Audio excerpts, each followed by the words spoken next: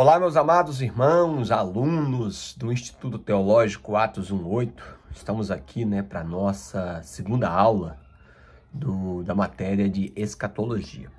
Lembrando aos irmãos que essa matéria nós faremos ela em 4 aulas. Hoje é a nossa segunda aula e nós vamos tratar de alguns assuntos bem interessantes no que tange a escatologia bíblica. Na primeira aula, nós tratamos de assuntos como o estado intermediário, tá? E também sobre o arrebatamento. O estado intermediário está relacionado a questões relacionadas à morte. Se você ainda não viu esse vídeo e não leu o material, eu aconselho que você pause esse vídeo, que você não prossiga, que você volte lá e assista, tá? Porque senão você pode ficar perdido. Porque é importante que nós compreendamos esses assuntos, tá, da primeira aula, para que nós possamos dar prosseguimento aqui na segunda aula. Amém, meus queridos? Hoje nós vamos tratar, a partir da página 157 aí do material de vocês, tá, sobre a doutrina da ressurreição. Meus irmãos, ao longo do desenrolar dos eventos escatológicos, nós vamos ver mencionadas algumas ressurreições. Então, desde já, eu peço aos amados irmãos que esteja aí, tá? Eu vou pegar a minha aqui, o seu exemplar da Bíblia Sagrada, que é importante que nós vamos averiguar aqui alguns textos. Então, na página 157 do seu material, a doutrina da ressurreição. Aí, abaixo do tópico, fala sobre a primeira ressurreição. E nessa questão da primeira ressurreição, ele coloca aí que existe uma primeira etapa da primeira ressurreição e uma segunda etapa da primeira ressurreição. Vamos ler os textos bíblicos para que você possa entender mais claramente. O primeiro texto aí que ele menciona é o texto de 1 Tessalonicenses, primeira carta de Paulo aos Tessalonicenses, capítulo de número 4, do versículo 13 a seguir, que diz assim, olha só, vamos ler? Não quero, porém, irmãos, que sejais ignorantes acerca dos que já dormem, para que não vos entristeçais como os demais que não têm esperança. Porque se cremos que Jesus morreu e ressuscitou, assim também aos que em Jesus dormem, Deus os tornará a trazer com ele. Digo-vos isto pela palavra do Senhor, que nós, os que ficarmos vivos para a vinda do Senhor, não precederemos os que dormem, porque o mesmo Senhor descerá do céu com alarido, com voz de arcanjo, ao som da trombeta de Deus. E os que morreram em Cristo ressuscitarão primeiro. Depois nós, os que ficarmos vivos, seremos arrebatados juntamente com ele nas nuvens, a encontrar o Senhor nos ares, e assim estaremos para sempre com o Senhor. Então repare, bem claro, que o apóstolo Paulo ali menciona uma ressurreição no instante do arrebatamento, que precede, a transladação a transformação dos corpos das pessoas que ficarem vivos. O texto aqui é bem claro, é só você ler e compreender. O outro está em 1 Coríntios, capítulo 15, tá? Eu espero que você esteja, tá, irmãos, com o seu exemplar da Bíblia Sagrada aberto para a gente analisar os textos, é importante, tá? 1 Coríntios, capítulo 15, versículos 51 e 52. Está aí também no material de vocês, tá? Os textos aí. Que diz assim: Eis que eu vos digo um mistério. Na verdade, nem todos dormiremos, mas todos seremos transformados. Num momento, num abrir e fechar de olhos, ante a última trombeta.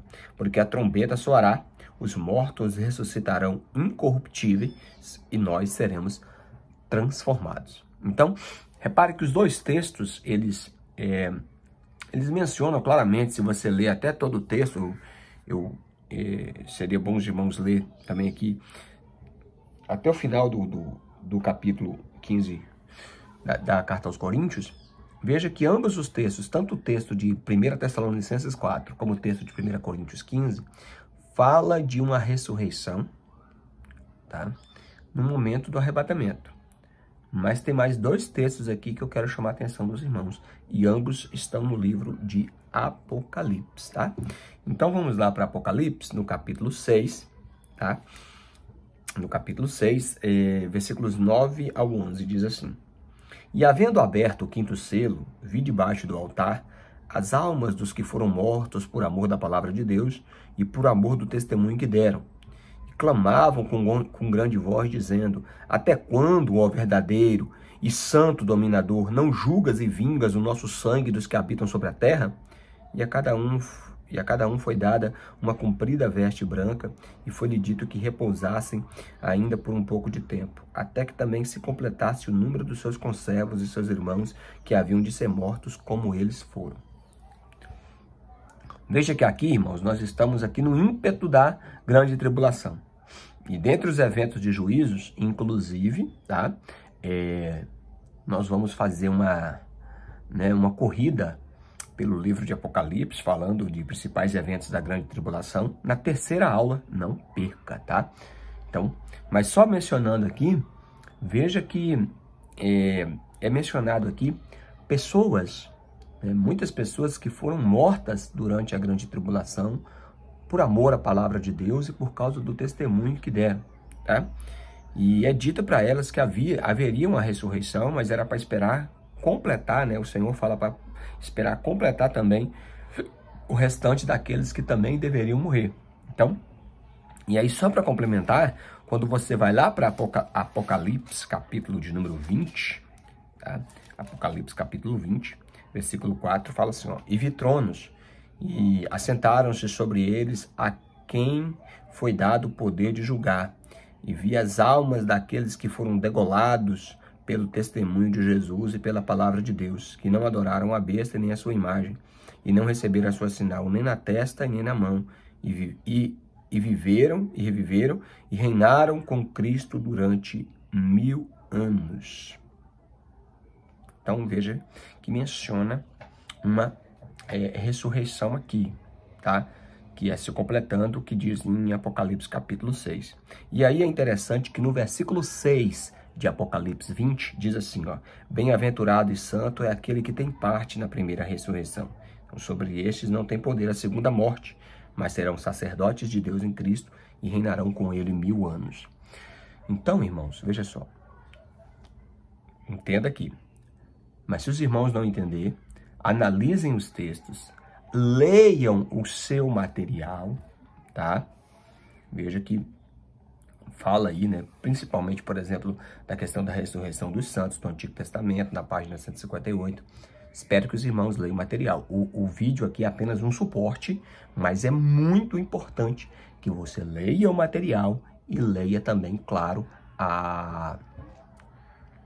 os textos bíblicos. Não só esses que a gente leu aqui, mas existem muitos outros textos aí que carecem de análise. Infelizmente, aqui para a aula não ficar muito longa, a gente não vai analisar todos, tá? Mas eu quero que os irmãos entendam aqui, ó. Tanto essa ressurreição que vai acontecer no instante do arrebatamento, como essa ressurreição que acontece no final da grande tribulação, todas essas duas etapas, como ele menciona aqui, faz parte da primeira ressurreição. Porque a segunda ressurreição será a ressurreição dos ímpios. Então, essas ressurreições que nós estamos falando aqui é a ressurreição dos salvos, tá?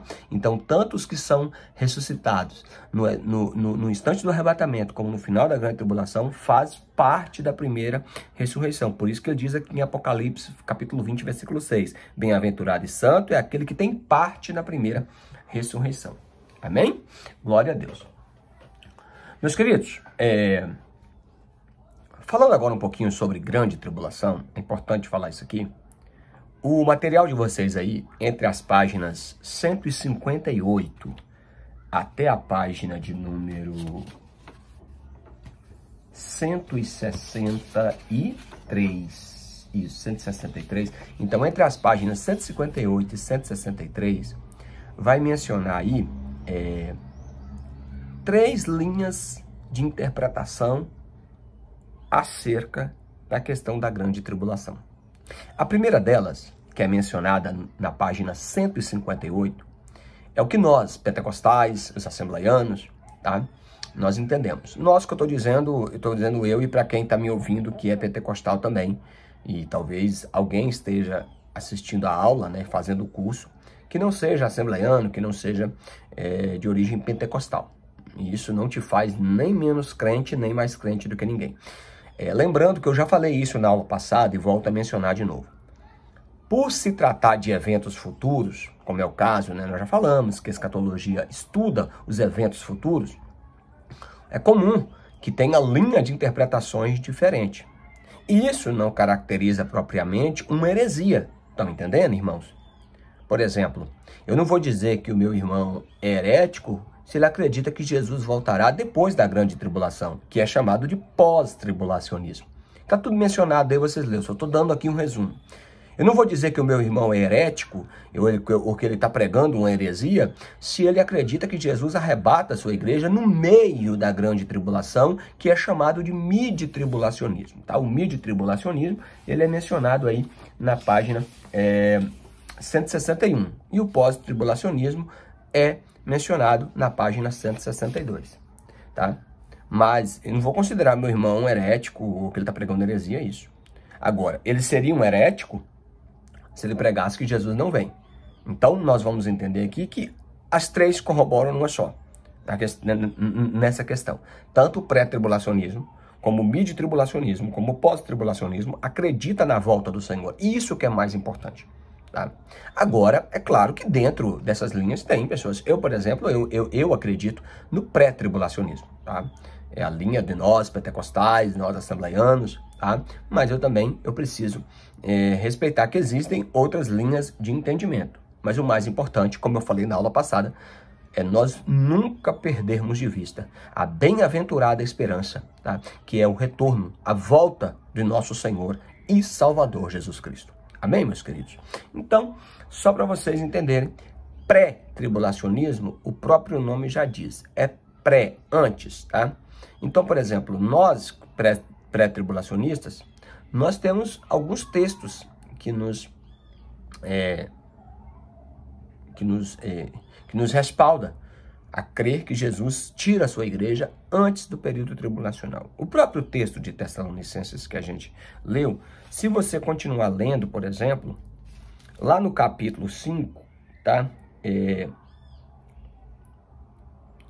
Paulo menciona, por exemplo, a questão no capítulo 5 de 1 Tessalonicenses, ele menciona o dia do Senhor, que o dia do Senhor é também um dos nomes que recebe a grande tribulação. E antes disso, ele fala sobre o arrebatamento, entre os versículos 13 e 18 do capítulo 4 de 1 Tessalonicenses. Nós sabemos também, como nós vamos estudar na próxima aula, que a grande tribulação, ela recebe nomes como a ira do Cordeiro, a ira do Todo-Poderoso, tá? Será um momento da história em que a ira de Deus será derramada sobre a terra. E na mesma carta aos Tessalonicenses, tá? No capítulo 5, no versículo 9, Paulo vai dizer que Deus não nos destinou para a ira, e sim para a aquisição da salvação por Cristo Jesus. Então, assim, nós temos alguns textos, nós temos mais, tá? Mas eu mencionei aí pelo menos 3 textos que corroboram que nós acreditamos na vinda, na vinda de Jesus. Como eu falei na aula passada, irmãos, nós pentecostais, nós que somos pré-tribulacionistas, nós acreditamos na vinda de Jesus em 2 fases distintas. A primeira fase, como eu falei, né? A vinda de Jesus é semelhante a um jogo de futebol. É um jogo só, porém em 2 tempos. Então, é uma vinda, porém em 2 tempos distintos. A primeira fase da vinda, ou o primeiro tempo da vinda, é para arrebatar a igreja, e nesse instante será num abrir e num fechar de olhos, será inesperadamente. Somente os salvos e os que morreram em Cristo contemplarão, tá? Essa vinda gloriosa, essa vinda para arrebatar a igreja. E depois, 7 anos depois, o Senhor vem com poder e grande glória, todo olho verá, tá? Então, assim, é assim que nós cremos. Porém, nós não podemos ignorar que existem outras linhas de entendimento. Então, eu peço aos irmãos o quê? Que vocês leiam, por exemplo,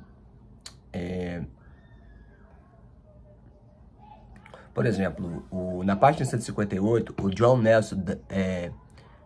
John Nelson Darby, ele já falava sobre a questão que a volta de Cristo se daria em 2 etapas, sendo a primeira para buscar os santos no arrebatamento e a segunda, né, para governar o mundo no final da grande tribulação, que é a nossa linha de pensamento, tá, irmãos?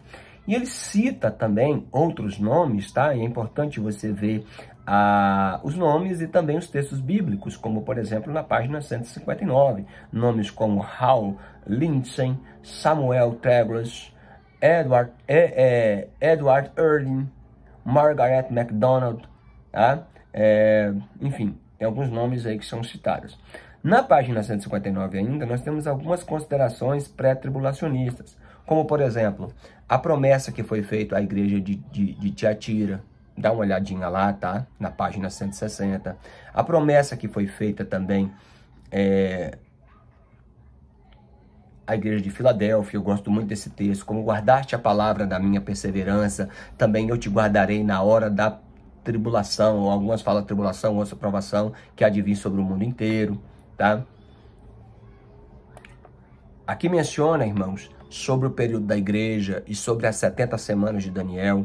Tá? Inclusive, se você tiver interessado, sobre as 70 semanas de Daniel, entre em contato comigo no meu particular, que eu te envio um estudo falando tudo sobre as 70 semanas de Daniel. Eu não vou falar aqui, porque vai se tornar um outro estudo dentro de um estudo, tá? E aí nós vamos prolongar muito, mas é interessante, dentro de um conceito escatológico, a gente estudar sobre as 70 semanas de anos de Daniel. Se você tiver interesse, manda lá um WhatsApp pra gente, tá? Que a gente vai estar enviando para você esse estudo, que é muito bom, tá? E também o ensino de Jesus em Lucas, capítulo 21, versículos 25 ao 36. Analisa os textos e corrobora com isso, tá, irmãos? Aí também tem, na página 161, tem um ensino típico do Antigo Testamento, da presença de José no Egito, de Cristo, enfim. Por exemplo, irmãos, quer ver um exemplo claro do Antigo Testamento? Tem dois exemplos, que são os exemplos de Enoque e de Elias. Ambos foram arrebatados, foram transladados da terra. Então, nós, pré-tribulacionistas, acreditamos que assim como aconteceu com Enoque e com Elias, também vai acontecer com a igreja. Amém? Mas aí na página 161 é mencionado também o mid-tribulacionismo, né? E é mencionado principalmente aí, tá? Nomes como Howard John, acho que é Howard John Okenga, tá? Ele foi um grande disseminador aí dessa doutrina. E aí os irmãos entendem. Mid quer dizer no meio, né, irmãos? Então, acredita-se que Jesus arrebata a igreja no meio da grande tribulação. E o pós-tribulacionismo, tá, irmãos? É mais da linha reformada, da linha das igrejas tradicionais, como batista, presbiteriana. Eles acreditam, eles são da vertente da linha de interpretação pós-tribulacionista, como o nome já diz, né?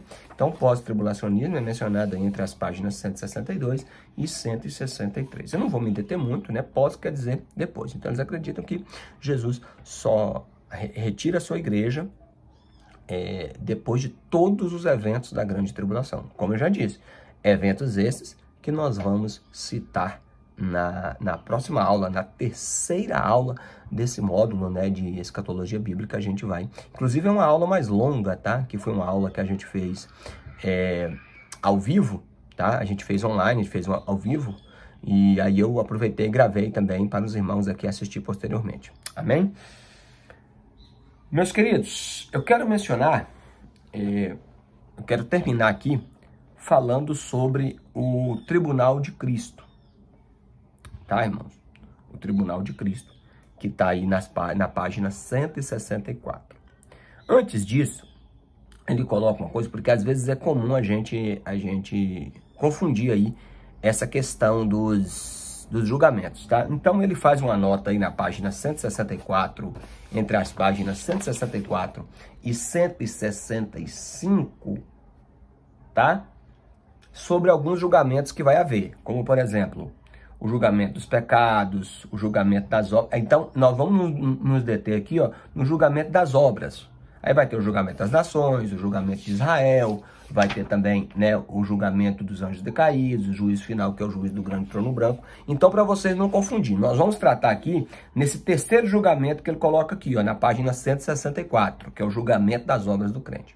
Então, de acordo com a interpretação pré-tribulacionista, quando Jesus arrebata a igreja, nós vamos ser conduzidos a uma plataforma celestial. É tanto que quando Paulo fala aqui, ó, tem 2 textos que tratam sobre a questão do tribunal de Cristo. O primeiro deles é em 2 Coríntios, capítulo de número 5, versículo 10, que diz assim, ó.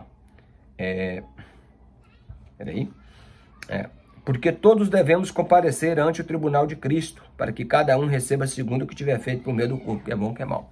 Enfim, essa palavra tribunal é bemá no grego, que dá a ideia de uma plataforma, aquela plataforma que os atletas sobem para receber a sua premiação. Inclusive, na página de número 165, ele fala aí sobre os galardões, né? Sobre os tipos de galardões. Seria bom os irmãos ler tudo isso aí, tá, irmãos? Mas eu quero mencionar uma coisa que é bem importante. No tribunal de Cristo, só vai comparecer lá quem é salvo. Quem é salvo. Amém? Então, não tem como no tribunal de Cristo perder salvação, não, tá? Porque é as obras dos crentes que será julgada. Por isso que é muito importante a gente fazer a obra de Deus, porque certamente nós receberemos galardão, porque tem aqui a promessa, quando você vai lá para a página 165, tá? Tá lá, ó, sobre os galardões. Eis que cedo venho, e o meu galardão está comigo para dar a cada um segundo a sua obra. Apocalipse 21, versículo 12. Também em 2 Coríntios 9, 12, tá assim. E digo isto, que o que semeia pouco, tá. Então, tem outros textos também, como Mateus 5, 11, 12, que fala, né, do galardão para aqueles que suportam o sofrimento. E também Tiago, capítulo de número 1, versículo 12, que fala também sobre esses galardões, né? Sobre essa premiação, tá? Mas, enfim, eu quero ler um texto aqui que ele é bem importante para isso aí. E nós vamos discorrer sobre ele para a gente entender melhor isso aí. Na primeira carta de Paulo aos Coríntios, veja que o texto está aí, tá? Lá na página 164, o julgamento das obras do crente, tá? É a época em que Cristo voltar, né? Local, no ar, resultado, recompensa, em detrimento, né? Mas o tal será salvo. Ou seja, não vai perder a salvação no tribunal de Cristo, tá? Mas só lendo aqui, 1 Coríntios, capítulo de número 3, a partir do versículo 10 diz assim: segundo a graça de Deus que me foi dada, pus eu como sábio arquiteto o fundamento, e outro edifica sobre ele, mas veja lá como cada um edifica sobre ele. Porque ninguém pode pôr outro fundamento além do que já está posto, o qual é Jesus Cristo. E se alguém sobre este fundamento formar um edifício de ouro, de prata, de pedras preciosas, madeira, feno e palha, a obra de cada um se manifestará na verdade. O dia declarará, porque pelo fogo será descoberta, e pelo fogo provará qual seja a obra de cada um. Prosseguindo, se a obra que alguém edificou nessa parte permanecer, essa receberá galardão. Se a obra de alguém se queimar, sofrerá detrimento, mas o tal será salvo, todavia, como que pelo fogo. Então, irmãos, aqui nós precisamos entender um pouquinho também de simbologia bíblica, tá? Então, Paulo fala assim, ó, o fundamento já está posto, que é Cristo. E nós, como sábios construtores, temos que saber edificar sobre esse fundamento. Aí está falando das obras, tá? Então, ele menciona 6 tipos de obra. E vocês vão ver que 3 dessas obras passam pelo fogo e 3 dessas obras não passam pelo fogo. Porque, para você entender a simbologia aqui, ela vai ser provada pelo fogo, ela tem que passar pelo fogo. Se ela resistir, ela vai receber galardão. Se ela não resistir, ela vai perder o galardão. Enfim, quais são as obras? Ouro, prata, pedras preciosas, madeira, feno e palha. Feno é capim, mesma coisa, tá? Então vamos lá. Dentro da simbologia bíblica, o que representa o ouro? Uma pergunta: o ouro passa pelo fogo? Claro que passa. O que representa o ouro na simbologia bíblica? O ouro representa a glória de Deus. Tanto que, por exemplo, a glória de Deus se fazia manifesto entre o propiciatório, entre os querubins, que eram feitos de ouro. Então o ouro, em geral, ele representa a glória de Deus. Qual vai ser a obra que vai receber galardão? É toda a obra que você faz para a glória de Deus. Isso é muito importante, irmãos. Às vezes nós fazemos até a obra, mas o nosso coração não está focado em fazer para a glória de Deus. O importante não é só fazer a obra. O importante é fazer a obra para a glória de Deus. Pense nisso. Por isso que eu falo que o estudo escatológico nos leva a muitas reflexões. A segunda obra é a obra de prata. Eu te pergunto, prata passa pelo fogo? Passa. Qual é a obra de prata? Prata na Bíblia representa a redenção. Então é todo o esforço que você faz para conduzir pessoas a Cristo, para apresentar às pessoas a redenção, a salvação que há em Cristo Jesus. Então, todo esforço que você faz, essa obra receberá galardão. Então, pense nisso, tá? A terceira obra, pedras preciosas, passa pelo fogo? Passa. E o que são pedras preciosas na Bíblia? Representa o Espírito Santo. É tanto que Paulo vai dizer em 2 Coríntios capítulo 4, que nós temos um tesouro precioso em vasos de barro, para que a excelência do poder não seja nossa e sim de Deus. Então, a pedra preciosa representa a ação do Espírito Santo. Então, é tudo aquilo que você faz por impulsionamento e direcionamento do Espírito Santo. Mas você pode me perguntar, quando é que eu sei que é o Espírito Santo que está me instruindo? Quando é que eu sei que é o Espírito Santo que está falando, que o Espírito Santo é quem está me direcionando? É fácil. Tudo que é santo, tudo que é puro, tudo que é honesto, tudo que é sincero, tudo que é de boa fama. Se for pautado nisso aí, certamente é o Espírito Santo, tá, irmãos? Do contrário, se for algo que é contrário à palavra de Deus e à vontade de Deus, não é o Espírito Santo. Porque o Espírito Santo só vai te conduzir no caminho da paz, da justiça, da verdade, da santidade, da pureza, do perdão, do amor. E é isso aí. Pense nisso. Então essas três obras passarão, tá? Porque elas representam ali, até relacionada à Trindade, né? O ouro representa a glória de Deus, a prata representa a redenção que há no Filho, em Cristo, e as pedras preciosas na pessoa bendita do Espírito Santo. Agora, eu te pergunto, madeira passa pelo fogo? Não. Madeira representa o que na Bíblia? Madeira representa a natureza humana, que muitas vezes é dura, é inflexível, tá, irmãos? E nós precisamos analisar muito isso.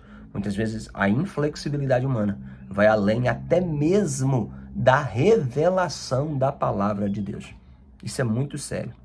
Eu conheço, por exemplo, um pastor, há muitos anos eu conheci ele, e ele já dizia que havia mais de 20 anos que ele sofria, porque ele tratou de uma situação com um jovem, uma situação que não era pecado, e ele considerou que era pecado, porque ele foi além da palavra de Deus. Ele disciplinou um jovem, porque ele viu esse jovem na rua de bermuda, e esse jovem ele tinha vindo do mundo do crime, e esse jovem, ao ouvir que ele estava disciplinado porque ele estava usando bermuda, ele perguntou se a Bíblia dizia que usar bermuda era pecado, e ele dizia, a Bíblia, e o pastor disse, a Bíblia não diz, mas o costume da igreja não permite. Então veja que nós estamos muitas vezes colocando costumes acima da palavra de Deus. Isso é muito sério.